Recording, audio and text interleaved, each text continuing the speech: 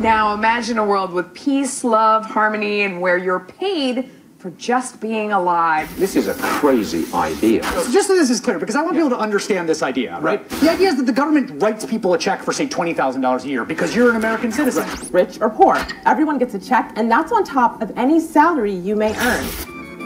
Vad skulle du göra om du inte behövde arbeta för din försörjning? För bara några år sedan var Medborgarlön en önskedröm. Idag diskuteras den på fullt allvar som en möjlighet att fördela vårt välstånd. Är det dags att tänka om? I Dokument utifrån ikväll, lön utan jobb.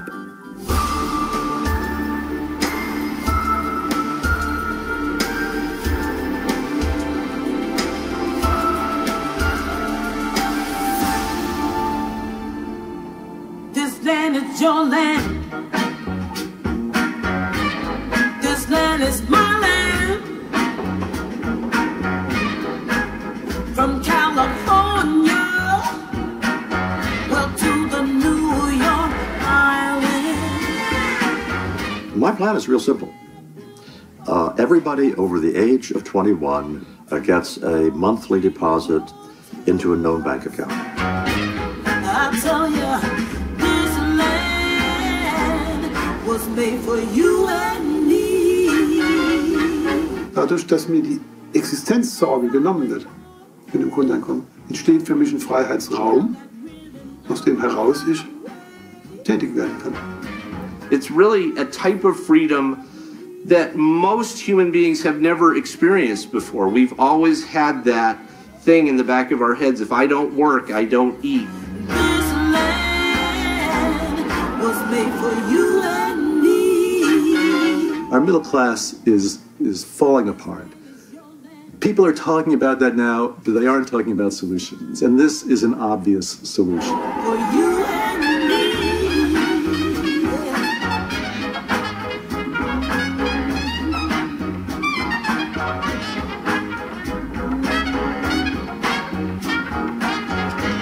Morgen, die Fahrkarte bitte. Ja, bitteschön.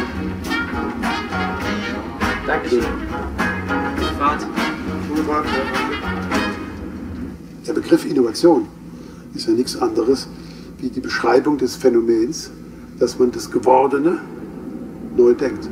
Götz Werner är grundare av Europas största kedja för apoteks- och hygienartiklar. I början av 2000-talet funderade han på hur folk skulle kunna få en inkomst utan att behöva arbeta. Gewordene neu denkt. Und nicht einfach das Alte prolongiert. Der Henry Ford hatte mal so schön gesagt, wenn er die Menschen gefragt hätte, was sie brauchen für ihre Fortbewegung damals, dann hätten die gesagt, na ja klar, ein stärkeres Pferd, ein schnelleres Pferd, ein Pferd, was weniger frisst. Aber auf ein Auto ist keiner gekommen.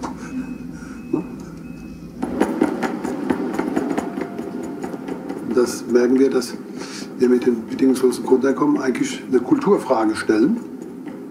Und die Beantwortung dieser Kulturfrage oder dass diese Kulturfrage in das Bewusstsein der Menschen kommt, das braucht Zeit.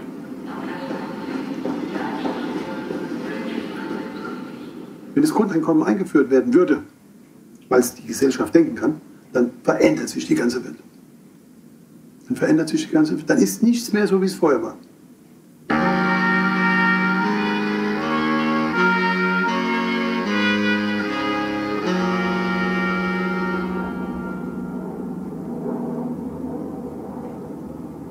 Idén hade flera namn.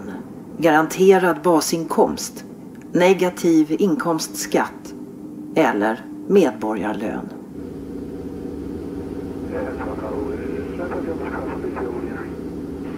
Connect your traffic, Beaver 3 Kilo Tango, over the toe of the connect, headed up towards. Valdez is only 30 minutes away. En av fördelarna med en garanterad basinkomst är att reformen kan genomföras gradvis. Här är ett exempel. We gotta go up over the glacier and then slide down in. That's where the pipeline from Prudhoe Bay ends. Right, exactly.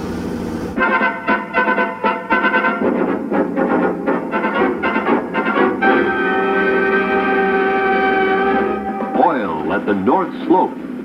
Oil at Alaska's North Slope at Prudhoe Bay. A lot of it. Possibly the biggest discovery in history. In 1969, the very first payment of $900 million was made from the oil industry to the state of Alaska because they discovered oil north, the very far north, Prudhoe Bay. And the first payment was really quite a shock to the state, which had been fairly poor. There had been a fishing industry, a little bit of mining, a little bit of tourism. But generally speaking, the budgets were very small. Alaska's experiencing a money boom. Cash generated by Alaskan oil is expected to produce tens of billions of dollars. This puts Alaska in the enviable position of deciding how to spend all this money. And there's no shortage of ideas. It doesn't matter what they're going to spend it on, they're going to find something. Perhaps exploration of outer space. Buying a football team, which might be an interesting thing. I think we should save some of it and give some of it back to the people. There was a lot of needs for schools and libraries and hospitals and roads and bridges, but there was also a sense that because Prudhoe Bay was a limited life field, that someday the oil would run out and someday the money would run out. So Governor Jay Hammond, along with a number of legislators, proposed creating a savings account, which we call the Alaska Permanent Fund.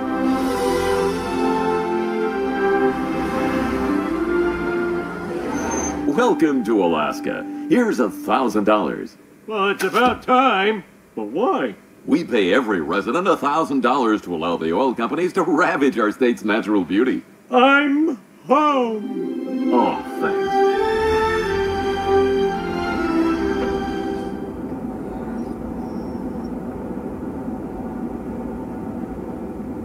You know, Alaska is a unique place.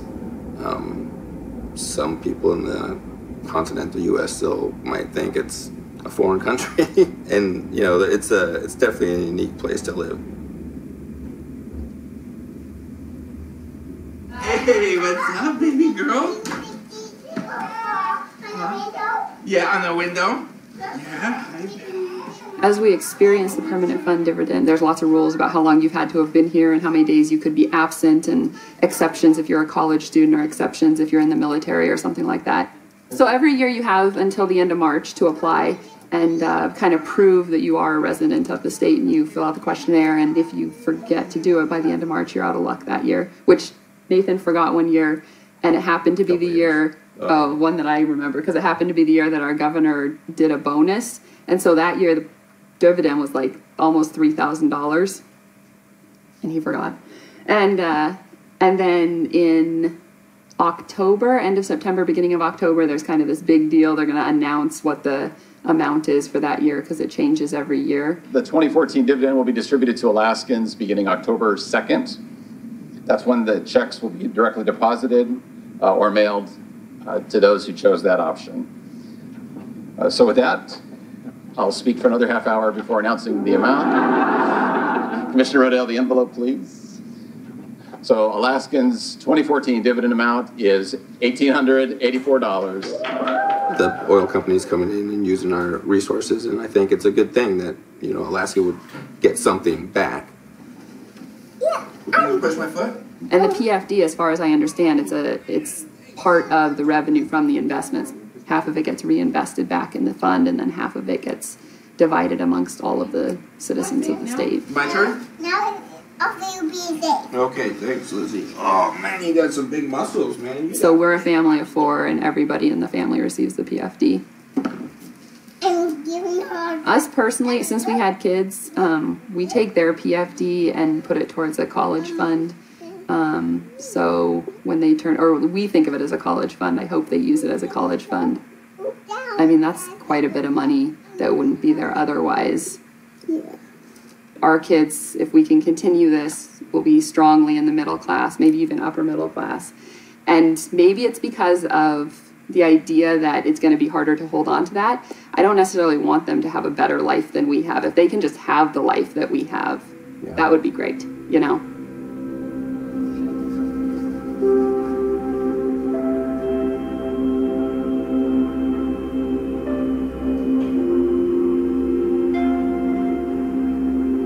Från hamnen i Valdez, ändpunkten för Trans-Alaska Pipeline, transporteras oljan ner till det kontinentala USA. Det var här i San Francisco som Peter Barnes 1976 grundade ett medarbetarägt solenergibolag. Land, water and air, these gifts of nature, are different from the kind of private property that humans create by their individual effort. Peter Barnes har fokuserat på att korrigera kapitalismens brister. Hans vision går ut på att alla ska få en avkastning på de resurser som vi äger gemensamt.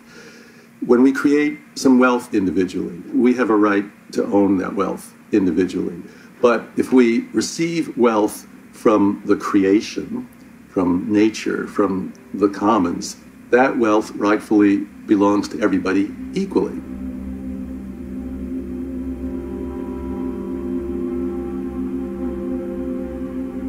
We can take the Alaskan model and blow it up, apply it nationwide to all 50 states, and not actually base it on oil, but base it on other forms of commonwealth that really belong to everybody, but aren't appropriately charged for.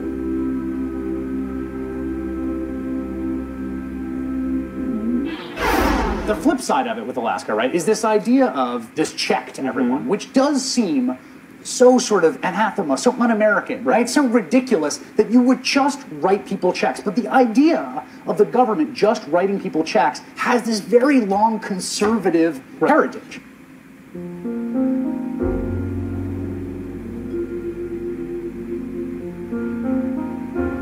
Stödet för en garanterad basinkomst är inte knutet till en viss politisk åskådning.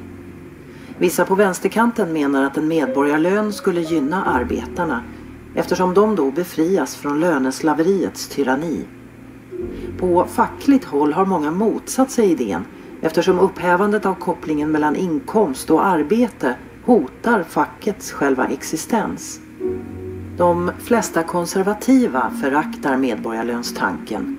De ser kopplingen mellan inkomst och arbete som en naturlag.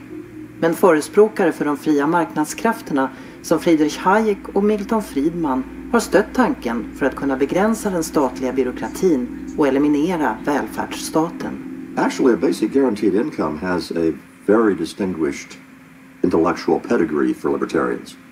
2006 presenterade den libertarianske statsvetaren Charles Murray på nytt de konservativa argumenten för en garanterad basinkomst. When I wrote In Our Hands, advocating a basic guaranteed income, my friend who was the head of the Cato Institute, a libertarian think tank, referred to it as that wacky book you wrote. I would like to think that the idea of basic guaranteed income has the potential to make a comeback among libertarians as well as people on the left. And to me, a look at what's happened to the family, to work effort, to the civic culture over the last 50 years is kind of a obvious indictment of the way that we are redistributing money now. So, would a basic guaranteed income have some bad effects? I suppose so. But we're living in a society that has huge, documented bad effects of the same kinds. How much worse can it get?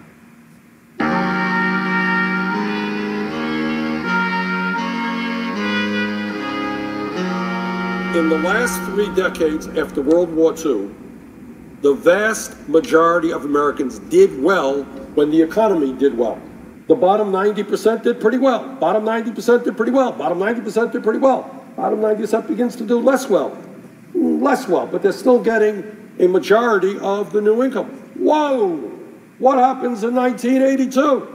Well, Ronald Reagan is president, and the good news is we are into trickle-down economics. Instead of being the famous, trickle-down that was advertised by the Reagan administration, what we've seen really is a trickle-up. Emmanuel Saez blev 2002 professor i nationalekonomi vid University of California i Berkeley. Han har tillsammans med Thomas Piketty studerat inkomstutvecklingen för fattiga, medelklass och rika världen runt. As you make the economic environment more favorable to top earners, you see money moving away, you know, from the broad middle class and towards the top of the distribution. You've had the income of the top Americans quintuple, top 400 in the last 20 years. This is becoming a nation of haves and have-nots and super haves.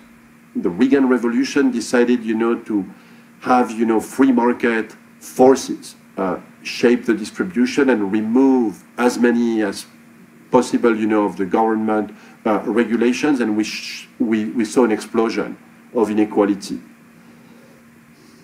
Inequality as such, though, has never been something that Americans have been very excited about. You in Europe are much more excited about inequality as such is a bad thing. Americans are more likely to say, hey, so Bill Gates has $50 billion. He's not taking it out of my pocket. You know, he didn't steal it. Good luck to him. There is, however, a real problem with the middle class in that if you work hard and play by the rules, you're supposed to get ahead. And you're supposed to, over time, be making more money than you used to, having a better life than you used to. Your children have a better chance at their lives. That has been undercut by the stagnation in wages. We're not just talking about desperately needy people. We're talking about almost everybody in our country who, if they want to remain part of the middle class, are going to need some supplemental income above and beyond what they can earn through labor.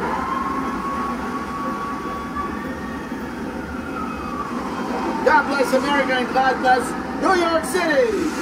I love New York. New York has become kind of a city where you have two kinds of people.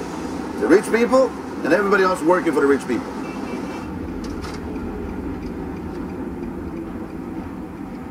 It's inevitable. The strongest will be the leaders. The best will win, and the rest will have to follow. Simple economics.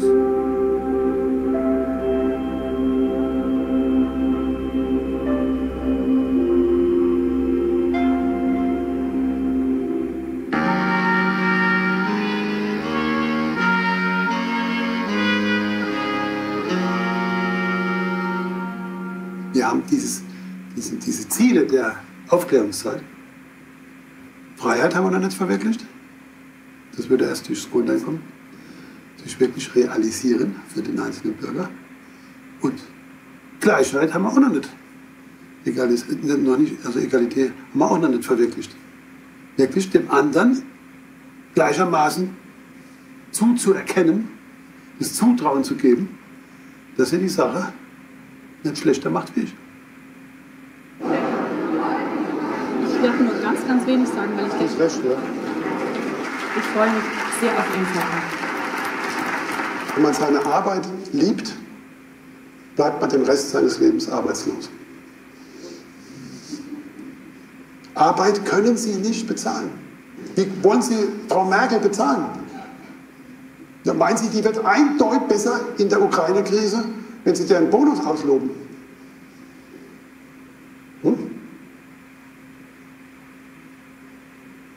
Arbeit ist unbezahlbar.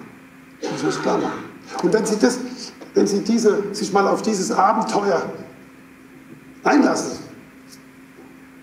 und sagen, die Erde ist keine Scheibe mehr, sondern die Erde ist rund, dann werden Sie feststellen, haben Sie mehr Möglichkeiten.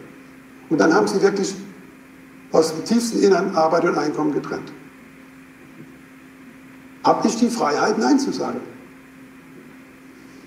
Und wodurch wird mir die Freiheit, Nein zu sagen, verwehrt? Ja, weil ich auf den Arbeitsplatz angewiesen bin. Und jetzt stellen Sie sich mal vor, das wäre so. Jeder von Ihnen hätte ein bedingungsloses Grundeinkommen, von dem er bescheiden, aber menschenwürdig leben kann. Und jetzt schauen Sie mal nach rechts in die Reihe, schauen nach links in die Reihe und fragen sich, ob der oder die da überhaupt dann da säße. Ob der oder die auch so lange da schon säße. Freiheit ist nicht tun und lassen zu können, was man will, sondern Freiheit ist die Möglichkeit, nicht tun zu müssen, was man soll. Das ist der Punkt. Mehr ist es nicht.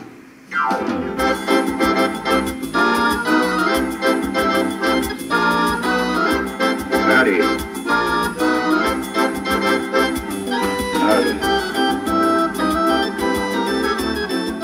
dann jemand kommt mit dem Argument, weil das Argument kommt immer sofort, ja, dann arbeitet ja keiner mehr, dass man dann gleich höchst persönlich wird und sagt, ja, was würdest du denn machen?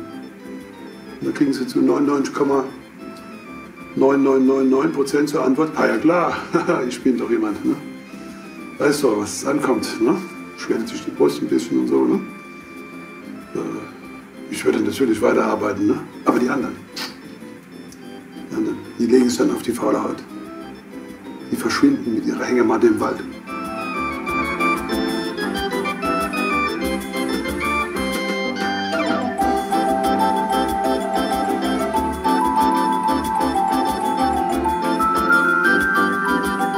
Med en medborgarlön på till exempel $1 500 i månaden skulle 4 vänner kunna slå sig samman och ägna resten av livet åt att jaga de största vågorna vid den kaliforniska kusten. Och de skulle ha råd med det, för tillsammans skulle de få $72,000 om året. Vad gör man med fria inkomster? Vad händer när man vinner på lotteri? Aus meiner Erfahrung, ich habe doch einige von unseren Großgewinnern kennengelernt, ändert sich am Leben eigentlich sehr wenig. Was eintritt, ist so eine große Sicherheit. Man weiß, man hat ausgesorgt und man kann an die einem viel bedeuten, also für die Kinder, für Verwandte, auch vorsorgen. Also man hat eigentlich sein Leben in Ordnung gebracht. Das führt aber nicht dazu, dass Menschen in der Mehrzahl der Fälle ihr Leben komplett ändern.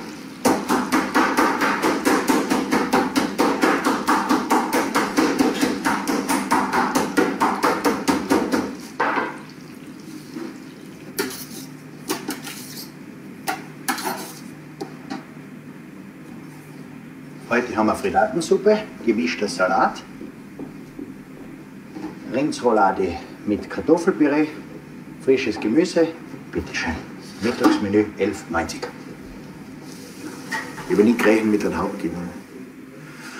Da atmest du mal durch. Was heißt das? Was heißt das los jetzt? Aha, jetzt kriegst du 3.000 jedes Monat. Wie schneller bist du noch mit dem Kredit fertig? Unvorstellbar. Bin noch beten gegangen, hab Danke gesagt zum Herrgott, hab endlich erst da. Man glaubt es ja sowieso nicht.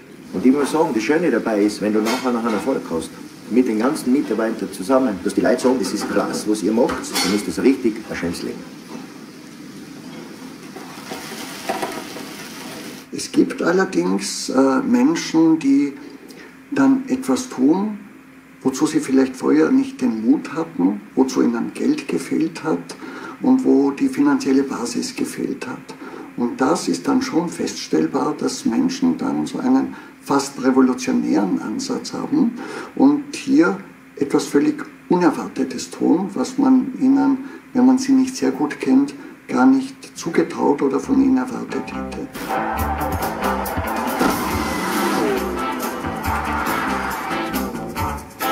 Under årens lopp har ekonomer genomfört flera studier av lotterivinnare.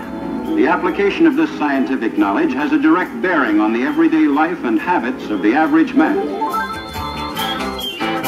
Till forskarnas förvåning påverkades inte arbetsinsatsen av en vinst på $5,000 i månaden livet ut.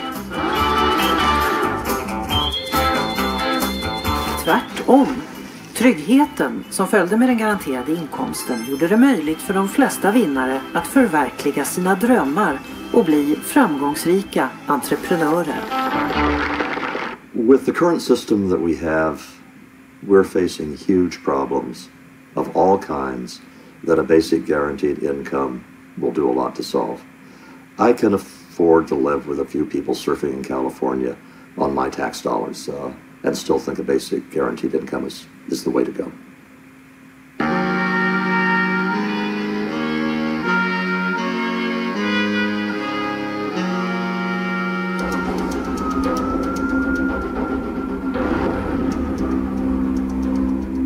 Here's a dirty little secret about why we don't have a guaranteed income. The elites are hugely condescending toward ordinary people. They know better. They can help. And whereas these truck drivers and factory workers are likely to do really stupid things if you just give them the money. Menschen neigen dazu, Macht ausüben zu wollen. Und deswegen haben die auch eine innere Abneigung gegen das Grundeinkommen. Weil dann können sie ja den Menschen nicht mehr bedrohen mit seinem Arbeitsplatz.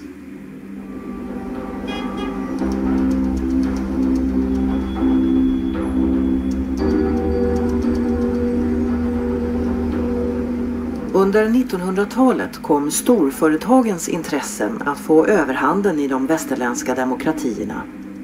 Kapitalet behövde inte längre ansvarstagande och välinformerade medborgare. De ersattes av konsumenten.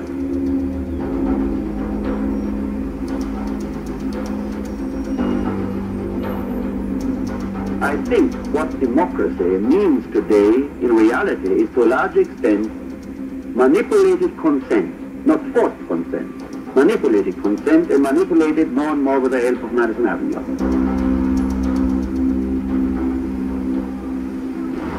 There's a term that has come into some use in recent years called rent seeking, which describes what companies do in Washington and other state capitals where they send lobbyists. Vast numbers of lobbyists make all sorts of campaign contributions, and what are they really after? They're really after ways to protect their industries so that they can charge higher prices and extract rent from everybody who buys their products. The Walton family is the wealthiest family in America. Does anybody on the panel think that they need significant welfare help? And yet it turns out that they are the largest recipient of welfare in America. Because when you pay workers starvation wages, which is what Walmart does, how do the workers at Walmart or McDonald's or Burger King survive? Well, they get Medicaid for their kids and for themselves. They get food stamps. They live in government-sponsored affordable housing. So I start off with my question to Dr. Winship, and we'll go down the line. Do you think the Walton family, worth $100 billion, is in need of welfare from the middle class of this country? So I would not use the word welfare. I think it's stigmatizing. You think their workers in large numbers should have to get Medicaid or food stamps? What I think is that Walmart has the low prices, which... Please answer my question. So I'm sorry, repeat the question for me. The question is, does anybody think it makes moral or economic sense that one family, the Walton family, owns more wealth than the bottom 40% of the American people?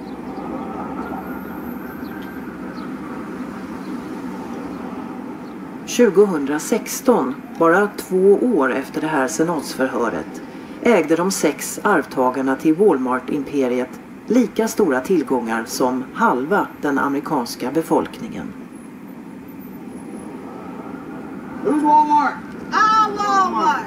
Who's Walmart? I'm Walmart. Just livable wages. We're not asking for $30 an hour. You know, we're asking for a fraction of that, and that's just bare minimum living. Even though Walmart's the richest company in the world, it's not about money for them. It's about the power and control that they have over the associates. If you made under 32 hours a week, they cut your health care benefits. I mean, I'm 40 hours, but I mean, what happens if there's an associate that's working this job part-time and they've been there, they put in their time to get that health care, and then all of a sudden it just disappears out of thin air? Like, what's the point in that? I mean, as we get sick, we're always going to get sick. Who doesn't get sick? I mean, it's going to take young activists such as, you know, Tiffany and everybody here, and just the American people in general, to start standing up, and just not in the retail business, but in the American dream, American way altogether. People need to wake up before they get booted out. You know, need a revolution. Are you happy seeing your suggestion, this new Buffett rule, becoming more of a basis of a political battle that really has turned into class warfare? Well, no, actually, there's been class warfare going on for the last 20 years, and my class is one. As Warren Buffett said, there is always class warfare going on in any society, in the sense that there's always going, to be bargaining, power struggle about how, the economic pie is going to be distributed. So I think it's an important lesson we have to remember. Class warfare always happens, and the government decides, on the rules of the game. So, one thing we could do is charge a transaction fee when trades take place in our securities markets. We could also have government itself issue new currency every year instead of the banks issuing it for free, basically creating it out of thin air. The amount of rent in our country keeps getting higher and higher, although economists still haven't actually quantified it. I find this shocking. But I think it could be as high as a third of our economy is rent, which is money that is needlessly extracted from everybody because of the market power or political power of large corporations.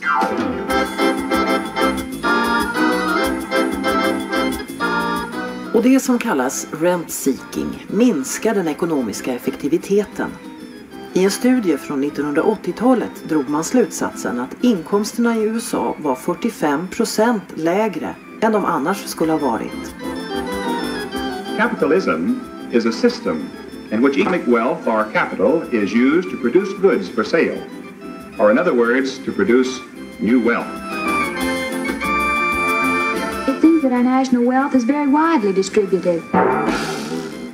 Thomas Piketty och Emmanuel Saez drog slutsatsen att en stor del av inkomstskillnaderna berodde på att de rika ägnat sig åt rent-seeking.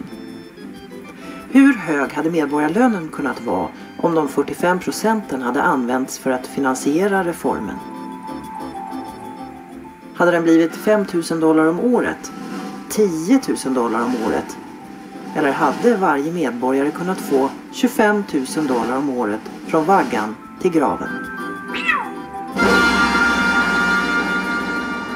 In my view, I would be in favor of the high tax rates, we had before the Reagan revolution. Those high tax rates are not bad for economic incentives because that's not what drives, the most talented people to work hard, but they are useful to put a lead, on greed. In the sense with very high tax rates, top earners don't have as many incentives to keep extracting, more and more from the rest of the economy. Wenn man heute mal einfach auf dem back of the envelope hochrechnet und sagt, okay, was wären $1,000 im Monat in den USA? Die Wirtschaftsleistung schafft es. Albert Wenger, partner i riskkapitalbolaget Union Square Ventures, har en examen i nationalekonomi och datavetenskap från Harvard och doktorerade i informationsteknologi vid MIT. Das ist also nicht eine Frage, dass die Wirtschaft nicht groß genug ist. Es ist nur eine Frage im Prinzip der Umverteilung. Das heißt, das Grundeinkommen ist auch einfach mehr eine Form der direkten Umverteilung. Anstatt zu sagen, wir haben jetzt ein Food Stamp Programm, geben wir halt den Menschen das Geld direkt. Just last year, total federal and state spending on means-tested programs came in at more than $1 trillion. How much is that in practical terms? For that amount of money, you could give every poor American a check for $22,000. Kann die Wirtschaft das im Gesamten erbringen? Die Antwort ist ja. Ist der Staat im Geschäft der Umverteilung heute? Ja. Das heißt also, das Letzte im Prinzip ist nur zu sagen, wir müssen eigentlich offener sein, dass das eine der zentralen Funktionen des Staates ist.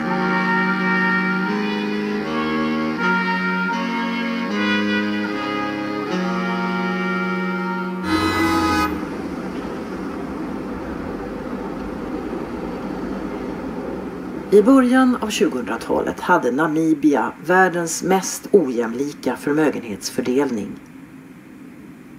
2008 inledde den lutheranske biskopen Zefania Kameta ett experiment med medborgarlön i byn Ochivero.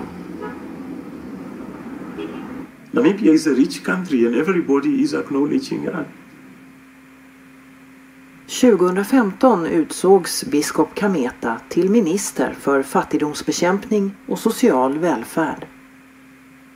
So let not only some but all the Namibians benefit from the wealth which is in this country.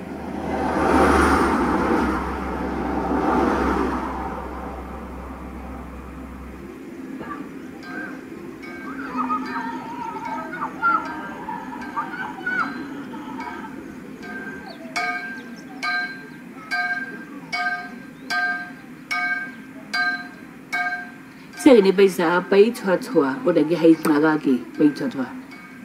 Ake sigi kwa ha e tiki thmo thong sai tiski masa. Ko ko non ge mi mana bang thmo ko ngadi. Ko ko non ge mi. Saya ge magan hau ti da ge ko lo gi koi. Ti da gi koi to a ti ge bisop ka me da ba. Ni se ge ma. Ti bisop ka me da ba ge mi ya ni da go hau bang almas ki sa do ira. Pixlan insang kau. Sisinin kaisa. Ida hanup ti namu. Ti ko wa. Ko ga ni khus a kain kaisa.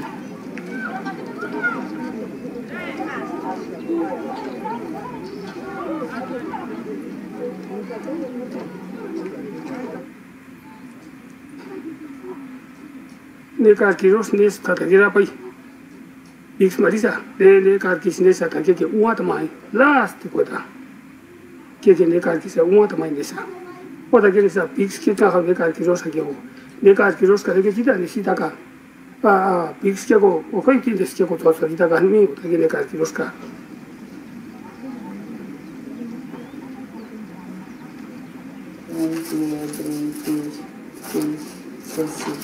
Cargistis. Koke agai. Chikwa hesa anu. Ay tangi. Thank you, see?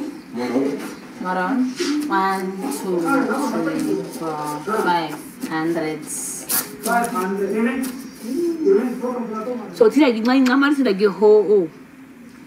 O da gi ngadu ko se school phones han si clinic han.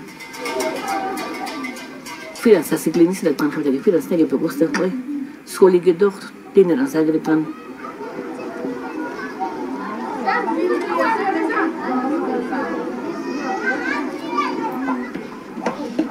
The years we paid to the basic income grant showed very well that the basic income grant would change many lives in Namibia and improve the living condition of our people.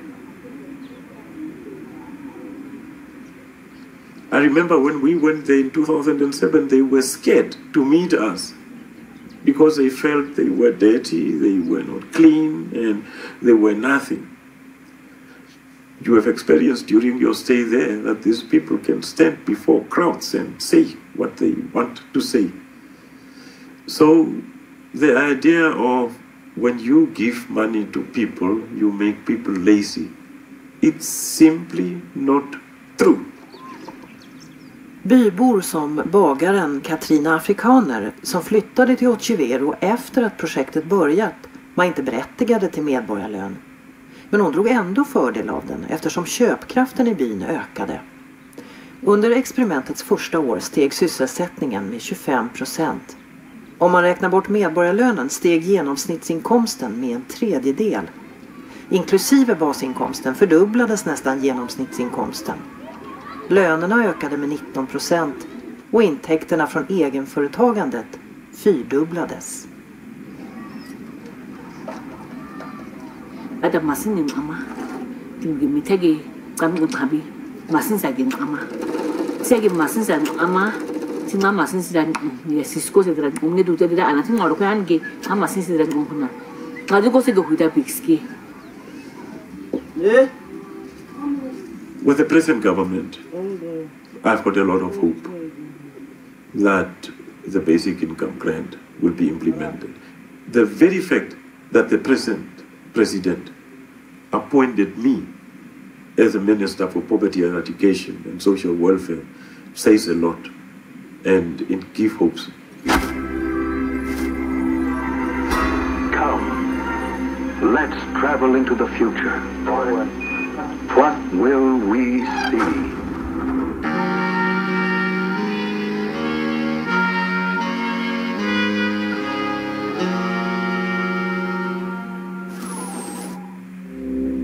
I början av 2000-talet gick diskussionen om medborgarlön in i en ny era.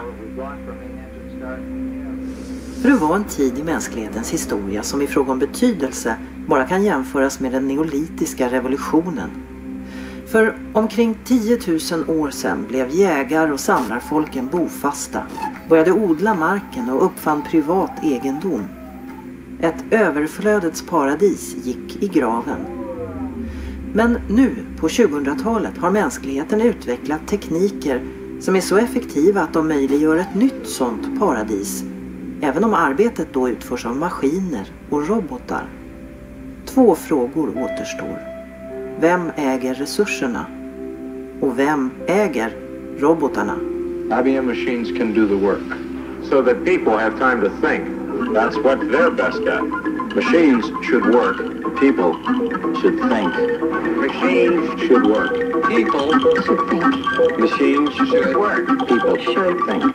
The great problem that we not only don't know how to solve, we don't even understand what the problem will look like, is the replacement of human beings by computers and robots, which is going to go on a huge scale, qualitatively different from anything that's happened previously in history. And we're not talking about the elimination of certain low-skill jobs. We're talking about jobs that are now white-collar jobs requiring a college degree that computers are going to be able to do better. There, miss, you see the heterodynes are feeding back into the stimulus reaction activators, causing non-snaps of the motor control resistor units. From now on, I don't think there'll be the slightest trouble with your robot. Every day, in our homes and offices, as well as in our motor cars, hundreds of these little robots are doing more things for us than we realize. Science fiction has kind of conditioned us to think of robots in certain ways. Marshall Brain började fundera på Medborgarlön när han försökte lösa problemet med automatiseringen.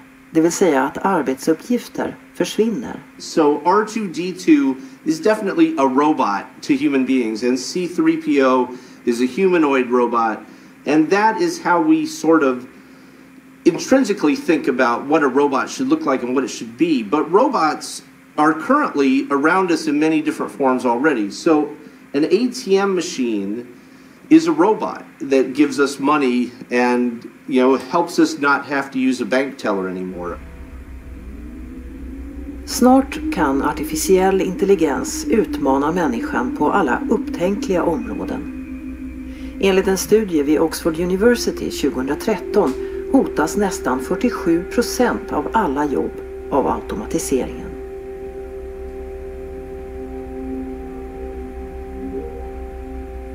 Inom de kommande 20 åren skulle de jobben helt försvinna. Människan har alltid underskattat kraften hos den exponentiella tillväxten. Och i början av 2000-talet började informationstekniken att utvecklas exponentiellt. A little over 3 years ago, the folks at IBM came to us with a proposal that they considered to be the next grand challenge in computing. Ladies and gentlemen, this is Watson. Computers will never play Jeopardy. You have to know too much. The questions are all convoluted. You have to get to the buzzer really fast. Let's play Jeopardy. So if you're ready, make your first choice. Olympic oddities for 400. It just seemed impossible. And then one day IBM announced that it had started the research to build a Jeopardy playing computer, and then just a couple years later, a computer beat the best human players, not by a little bit, but just totally decimated them. You get to pick. Watson. What is stick? Stick is right, and with that, you add to your lead, you're at $5,200. Brad is next with 1,000, Ken on the board with 200, and we are going to take this break. Ich selbst befasse mich mit Computern seit 35 Jahren und ich würde mal sagen, in den ersten 25 von diesen 35 Jahren haben wir eigentlich kaum Fortschritt in diesem Bereich gemacht. And off we go. Palo Verde High School's dune buggy left turn. In den letzten 10 Jahren haben wir plötzlich angefangen, extrem schnell Fortschritt zu machen. Das heißt also, wenn man sich sowas anschaut wie selbstfahrendes Auto, die ersten Versuche, die DARPA damals gemacht hat mit der sogenannten DARPA Grand Challenge, das ist noch gar nicht lange her, weniger als 10 Jahre. Das sind die besten Autos, die sind gerade mal 1-2 Meilen auf einem geschlossenen Kurs gekommen, bevor sie stecken geblieben sind. Good try, guys. Und dann innerhalb von 10 Jahren sind wir von dorthin gekommen, wo die Autos hunderte von 1000 Kilometern auf den öffentlichen Straßen alleine fahren. Das ist ein Fortschritt, den man sich lange Zeit nicht vorstellen konnte.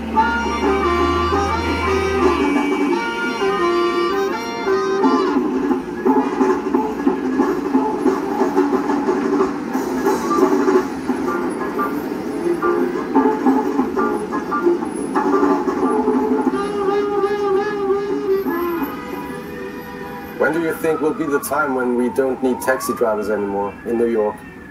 The minute the software is available. I think the car is ready. I think it's the future. They will make it work. They have to. It's inevitable. It speaks 80 languages. That's fabulous. What will the taxi drivers do then? This is a city where people are very resilient.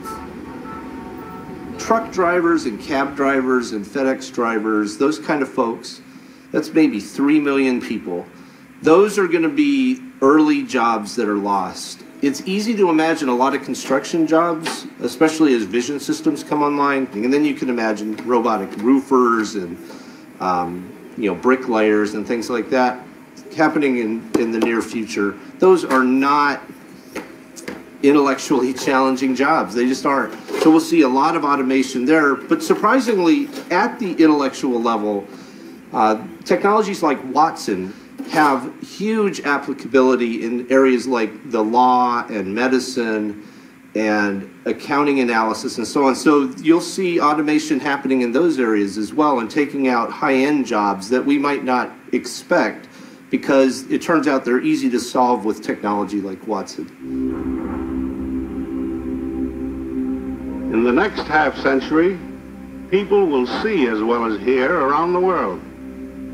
Pocket-sized radio instruments will enable individuals to communicate with anyone, anywhere.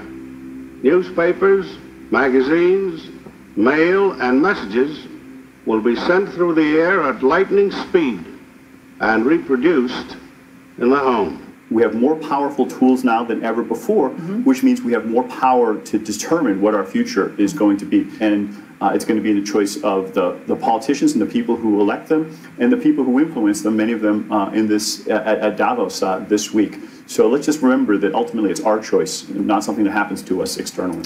So you're saying we detach our work and income? That could be a possibility, yeah. Really? That's a new paradigm. Yeah, in the sense that you don't have to work to get a basic income. So that's one of the ideas. And you work because you like work, not because it's a necessity to earn a living. Would you have done anything differently in your life if money weren't an issue? I would have liked to be a senator. Yes.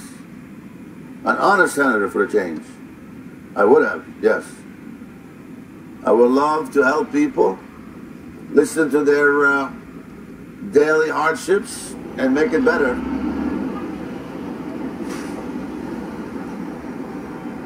Wir wissen ja schon auf dem Internet, dass wenn man Geld als Incentive wegnimmt, kommt plötzlich der altruistische Instinkt in den Leuten heraus. Ich meine, wenn man Leute gefragt hätte vor 20 Jahren, würde es eine Enzyklopädie geben, die riesengroß sein wird, die durch lauter Freiwillige zusammengestellt wird. Und ich dachte, na nie, man muss die Leute natürlich bezahlen dafür. Aber Wikipedia hat gezeigt, dass Leute ein altruistisches Element haben, wo sie sagen, ich will, dass andere Menschen das wissen. Wenn ich eine Gesellschaft versorgen will, muss ich nicht fragen, ob genügend Geld da ist, sondern ob genügend Güter da sind.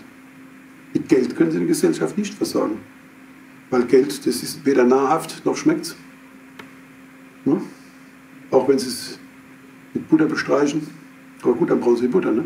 Also brauchen die Güter. Und jetzt müssen wir uns fragen, haben wir genügend Güter zur Verfügung? Naja, also das ist ja auch dann leicht beobachtbar. Wieso leisten wir uns Armut, wenn wir gleichzeitig einen Überschuss an Güterproduktion haben? It's a kind of a market-based approach to giving everybody some non-labor income. Make everybody a genuine owner of wealth that sort of morally belongs to everybody, but not yet legally.